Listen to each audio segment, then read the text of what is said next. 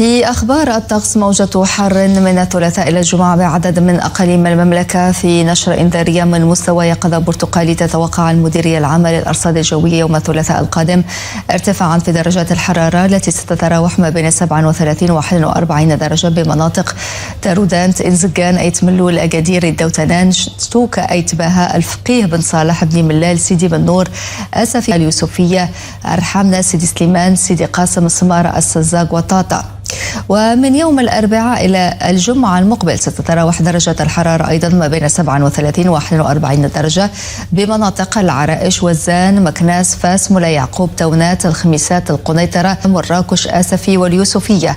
درجات حرارة أكثر ارتفاعا ما بين 41 و 44 درجة ستسجل من الأربعاء إلى الجمعة كذلك بمناطق تارودان، تنزجان، أيت ملول، أكادير، الدوتنان، شتوكا، أيت باهن، سيدي سليمان، وسيدي قاسم.